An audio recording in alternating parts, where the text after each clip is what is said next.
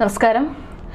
കഴിഞ്ഞ ദിവസം സുഗാന്ത് ഹൈക്കോടതിയിൽ ജാമ്യാപേക്ഷ നൽകിയിരിക്കുകയാണ്. ഇത്ര ദിവസമായിട്ട് നമ്മൾ സുഗാന്തിനെ കുറിച്ച് യാതൊരു വിവരവും ഉണ്ടായിരുന്നില്ല.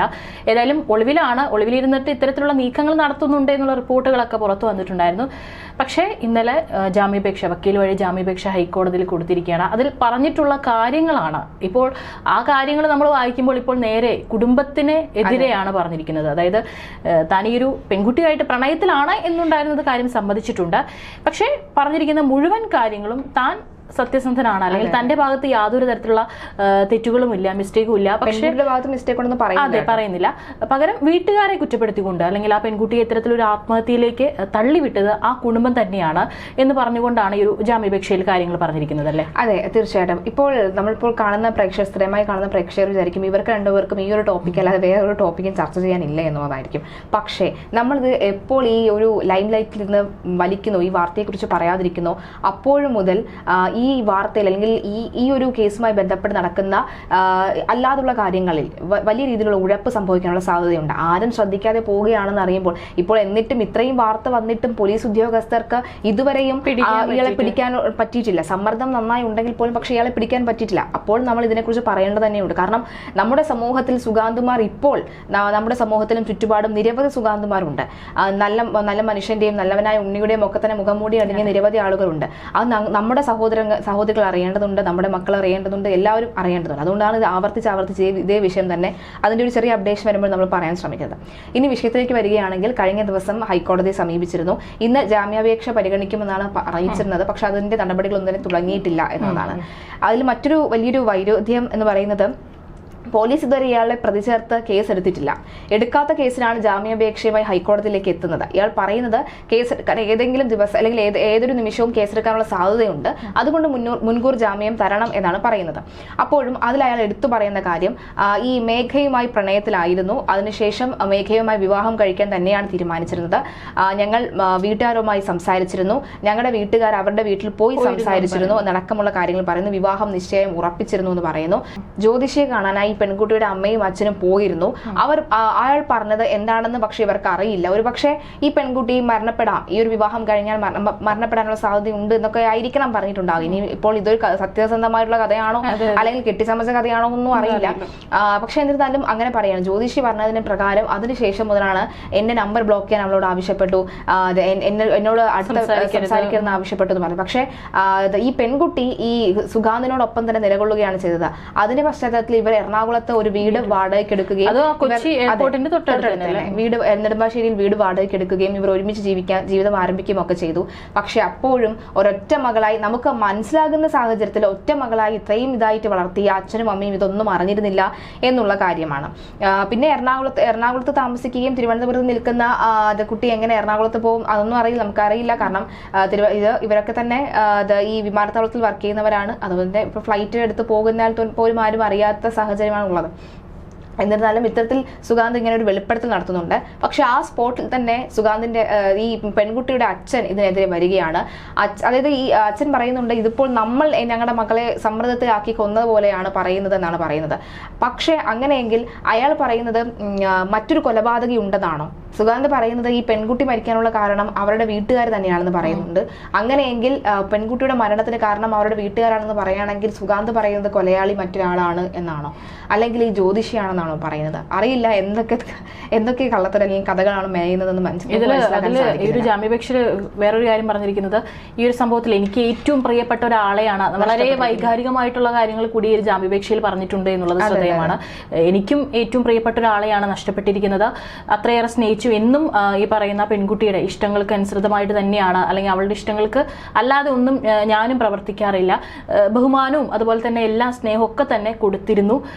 യാതൊരു തരത്തിലും ഇത്തരത്തിലൊരു മോശപ്പെട്ട രീതിയിൽ ഒരിക്കലും പെരുമാറിയിട്ടില്ല. ഞാനും ആകെ തകർന്നിരിക്കുകയാണ്, എനിക്കും നല്ലൊരു പാർട്ട്ണറെയാണ് നഷ്ടപ്പെട്ടിരിക്കുന്നത് എന്നൊക്കെ സുഗാന്ത് ഇതിൽ പറഞ്ഞിട്ടുണ്ട് എന്നുള്ളത് ശ്രദ്ധേയമാണ്. അപ്പോൾ അതിനോടൊപ്പമാണ് ഈ അച്ഛനെയും അമ്മയൊക്കെ കുറ്റപ്പെടുത്താനുള്ള ഒരു സമയവും ഒരു ഗ്യാപ്പും പാഴാക്കിയിട്ടില്ല എന്നുള്ളതാണ്.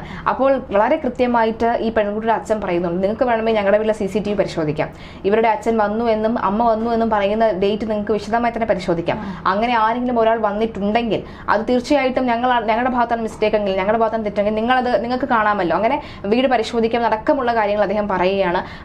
പൂർണ്ണമായും തള്ളിക്കളയുന്ന സാഹചര്യം. അതായത് നിക്കക്കള്ളി ഇല്ലാതെ ആരോഗ്യ ചേർന്ന് കെട്ടിച്ചമച്ച അഭിഭാഷകന്റെ വല്ല കുബുദ്ധിയിലായിരിക്കാം കെട്ടിച്ചമച്ച ഒരു കഥയായി മാറിയിരിക്കുന്നു എന്നുള്ളതാണ്. ഇതിലിപ്പോ ഈ സുഗാന്ത് പറയുന്നുണ്ട് വേറെ കല്യാണത്തിനൊക്കെ അവൾക്ക് മേൽ സമ്മർദ്ദം ചെലുത്തുന്നുണ്ടായിരുന്നു, അല്ലെങ്കിൽ ഇവനോട് മിണ്ടരുത് സംസാരിക്കരുതെന്ന്. അങ്ങനെ എന്തായാലും എനിക്ക് തോന്നുന്നില്ല. കാരണം അത്രയും വീട്ടുകാരുടെ ഒരു സമ്മർദ്ദം മൂലം ഇത്രയേറെ ധൈര്യമുള്ള ഈ ഒരു പെൺകുട്ടിക്ക് ഇപ്പോൾ വീടെടുത്ത് താമസിക്കുന്നു, വീട്ടുകാരറിയാതെ കാണാൻ പോകുന്നു, ചെന്നൈയിലടക്കം പോകുന്നു, അതൊക്കെ ഒളിപ്പിക്കാൻ പറ്റുമെങ്കിൽ എനിക്ക് തോന്നുന്നില്ല ഇതൊരു അതെ ഈ ഒരു വീട്ടുകാരുടെ സമ്മർദ്ദം അല്ലെങ്കിൽ അവരെ ഭയന്നാണ് ഇത്തരത്തിൽ സുഗാന്ത് പറയുന്ന പോലെ ആത്മഹത്യ ചെയ്തതെന്ന് വിശ്വസിക്കാനേ പറ്റുന്നില്ല. അവരെ ഭയക്കുന്ന ഒരു കുട്ടിയായിരുന്നെങ്കിൽ ഒരിക്കലും ഇങ്ങനെ പോകത്തില്ലായിരുന്നു. പിന്നെ അതല്ല, അന്ന് രാവിലെ പോലും വിളിച്ച് സാധാരണ എന്തൊക്കെയാണ് കാര്യങ്ങളെന്ന് സംസാരിച്ചിരുന്നത്. സുഗാന്തും പറയുന്നത് എന്താണ്, എപ്പോഴും ഓഫീസിൽ നിന്ന് ഇറങ്ങുന്ന സമയത്ത് ഞങ്ങൾ വിളിക്കാറുണ്ട്, അങ്ങനെ വിളിച്ച ടോക്കാണ് എന്നാണ് സുഗാന്തും പറയുന്നത്. അപ്പോൾ എന്താണ് ഇവിടെ സുഗാന്ത് നേരെ പ്ലേറ്റ് തിരിച്ചിരിക്കുന്നത് അച്ഛനും അമ്മയിലേക്കുമാണ്. അച്ഛനും അമ്മയും കൊടുത്തിരിക്കുന്ന മാനസിക സമ്മർദ്ദം മൂലമാണെന്നാണ് പറയുന്നത്. ഒരിക്കലും മാനസിക സമ്മർദ്ദം മൂലമല്ല. കാരണം ഈ പെൺകുട്ടി ഗർഭിണിയാണെന്നും പെൺകുട്ടി ഇത്തരത്തിൽ ഗർഭചിത്രം അടക്കം നടത്തിയിട്ടുണ്ടെന്നും അച്ഛൻ അറിയുന്നത് പെൺകുട്ടി മരിച്ച് 10ാം ദിവസം ബാഗ് പരിശോധിക്കുമ്പോഴാണ് അച്ഛൻ മനസ്സിലാക്കുന്നത്. എങ്കിൽ അതല്ല എന്നുണ്ടെങ്കിൽ ഇതിനൊക്കെ മുമ്പ് ഒരുപക്ഷെ ഇത് പറഞ്ഞ്, അതായത് ഈ ഗർഭചിത്രം നടത്തിയ കാര്യം ഈ അച്ഛനും അമ്മയും അറിഞ്ഞതിന് ശേഷം ഈ പെൺകുട്ടി വീട്ടിൽ പോകുമ്പോൾ അച്ഛൻ വിളിച്ച് ചോദ്യം ചെയ്യേണ്ടതുണ്ട്. അങ്ങനെ ചോദ്യം ചെയ്യുന്നതിനിടയിലാണ് വാക്ക് തർക്കം ഉണ്ടാകുകയാണോ, ഇല്ലെങ്കിൽ അതിൽ മനംനൊന്താണ് ആത്മഹത്യ ചെയ്തതെങ്കിൽ അതിലൊരു കാരണമുണ്ട്. പക്ഷെ ഇവിടെ ഒന്നുമില്ലാതെ പിന്നെ എന്തിനാണ് ഈ സുഗാന്ത് ഒളിച്ചിരിക്കുന്നത് ഇത്രയും ദിവസം? സ്വന്തം വീട്ടിലെ അച്ഛനെയും അമ്മയും ഒക്കെ തന്നെ മാറ്റി നിർത്തിക്കൊണ്ട് എന്തിനെ ഒളിച്ചിരിക്കണം? സമൂഹ മാധ്യമങ്ങൾ ഇപ്പോൾ വളരെയധികം ആക്റ്റീവാണ്. ഇപ്പോൾ ഹർജി പറയുന്ന കാര്യങ്ങൾ ഈ സമൂഹ മാധ്യമങ്ങൾ തുറന്നു പറഞ്ഞിരുന്നെങ്കിൽ, തന്റെ പക്കലുള്ള തെളിവുകൾ ഉണ്ടായിരുന്നുവെങ്കിൽ അതെല്ലാം തന്നെ ഇപ്പോൾ എന്താണ് ഇപ്പോൾ സമൂഹ മാധ്യമത്തിൽ വരാതിരിക്കുന്നത്? ഇവരുടെ ഇവരുടെ എല്ലാ പ്രൈവസിയും ഇപ്പോൾ പബ്ലിക് ആയിരിക്കുകയാണ്. അപ്പോൾ ആ ഘട്ടത്തിൽ ഇങ്ങനെ ഒരു പോസ്റ്റുമായോ അല്ലെങ്കിൽ സത്യസന്ധമായ പോസ്റ്റുമായോ തന്നെ രംഗത്ത് വന്നിരുന്നുവെങ്കിൽ ഒരു പക്ഷേ ഇവിടെ ജനം ഒരുമിച്ച് കൂടെ നിൽക്കുമായിരുന്നു. ഇനി ഇപ്പോഴും എന്താ പോസ്റ്റ്മോർട്ടം റിപ്പോർട്ട് വന്നിട്ടില്ല, വരുമെന്നാണ് പറഞ്ഞിരുന്നത്, പക്ഷേ ഇതുവരെ വന്നിട്ടില്ല. അതുപോലെ തന്നെ ഈ ഫോണിന്റെ ഡീറ്റെയിൽസും ഈ കോൾ റെക്കോർഡും എന്താണെന്നും ഇതുവരെയായിട്ടും അതും അറിയില്ല. ഇനിയിപ്പോ എന്തുകൊണ്ടാണ് ഇനിയിപ്പോഴും പിടിക്കാൻ ലേറ്റ് ആകുന്നത് എന്നുള്ളതാണ് ഒരു ചോദ്യം. കാരണം ഇന്നലെ വരെ വക്കീലിനെ വരെ കോൺടാക്ട് ചെയ്തു. ഇവർ പറയുന്നുണ്ട്, കഴിഞ്ഞ ദിവസമൊക്കെ പറയുന്നുണ്ട് അടുത്ത ബന്ധുക്കളും അതുപോലെ തന്നെ സുഹൃത്തുക്കളൊക്കെ നിരീക്ഷണത്തിലാണ് എന്നൊക്കെ പറയുന്നുണ്ട്. പോകാൻ സാധ്യതയുള്ള ഇടങ്ങളെല്ലാം തന്നെ പോലീസ് അരിച്ചു പറക്കുന്നുണ്ട് എന്ന് പറയുന്നുണ്ട്. അങ്ങനെയാണ് ഈ വക്കീലിനൊക്കെ കോൺടാക്ട് ചെയ്യുമ്പോഴോ അല്ലെങ്കിൽ അതൊന്നും അറിയുന്നില്ലേ എന്നാണ്. കാരണം ഇന്നലെ അടക്കം നമ്മൾ പറഞ്ഞിട്ടുണ്ടായിരുന്നു, വളരെ ചെറിയ കേസ് പോലും അത് എത്ര ദൂരത്താണെങ്കിൽ പോലും പോയി തെളിയിക്കുന്ന നമ്മുടെ കേരള പോലീസാണ്. ആ ഒരു സാഹചര്യത്തിൽ ഇത്തരത്തിലൊരു IB ഉദ്യോഗസ്ഥൻ ഫോട്ടോ അടക്കം പുറത്തു വന്നു, ലുക്കൌട്ട് നോട്ടീസ് പുറപ്പെടുവിച്ചിട്ടുണ്ട്. എന്നിട്ട് എന്തുകൊണ്ടാണ് ഇന്നലെ ഹൈക്കോടതി വരെ ഇപ്പോൾ ജാമ്യാപേക്ഷ എത്തിയിട്ടുണ്ട്. ഇനിയിപ്പോൾ ഈ പറയുന്ന പോലെ കോടതി ഒരു പക്ഷേ ഇത് പരിഗണിച്ച് മുൻകൂർ ജാമ്യം ഇതുവരെയായിട്ട് നമ്മൾ നോക്കുമ്പോൾ ഈ ഒരു സെക്കൻഡ് വരെ ഇത് വന്നിട്ടില്ല. അതിനുശേഷം എന്തായാലും പരിഗണിച്ച് കോടതി മുൻകൂർ ജാമ്യം കൊടുക്കുകയാണെങ്കിൽ തീർച്ചയായിട്ടും ഇനി സുഗാന്ത് എന്തായാലും പുറത്തോട്ട് വരും. അല്ലെങ്കിൽ ഈ പറയുന്ന പോലെ വീട്ടുകാർ അത്രയും സ്ട്രോങ് ആയിട്ടുള്ള കൂടുതൽ എവിഡൻസ് ആയിട്ട് ഇനി വീട്ടുകാർ വരാനുള്ള സാധ്യതയുണ്ട്. പക്ഷെ ഇതുവരെയുള്ള എല്ലാ കാര്യങ്ങളും വീട്ടുകാരെ ഏൽപ്പിച്ചെന്ന് തോന്നുന്നു. എനിക്ക് തോന്നുന്നു ചില പോസ്റ്റ്മോർട്ടം റിപ്പോർട്ട് വന്നതിന് ശേഷം ഈ ജാമ്യാപേക്ഷയുടെ ഒരു വിധി വന്നതിന് ശേഷം ഒക്കെ തന്നെ കൂടുതൽ പ്രതികരിക്കാമെന്ന് കരുതിയിട്ടുണ്ടായിരിക്കണം. അതായിരിക്കണം അവരങ്ങനെ പ്രതികരിക്കുന്നത്. കാരണം എനിക്ക് തോന്നുന്നു ഇപ്പോൾ ഈ കഴിഞ്ഞ ദിവസമൊക്കെ തന്നെ എനിക്ക് അച്ഛന്റെ സംസാരമൊക്കെ കേട്ടപ്പോൾ അദ്ദേഹം, ഞാൻ നേരത്തെ സൂചിപ്പിച്ച ഇന്നലെയും അതാണ് പറഞ്ഞത്, മനസ്സ് കല്ലാക്കിക്കൊണ്ടാണ് അദ്ദേഹം പ്രതികരിക്കുന്നത്.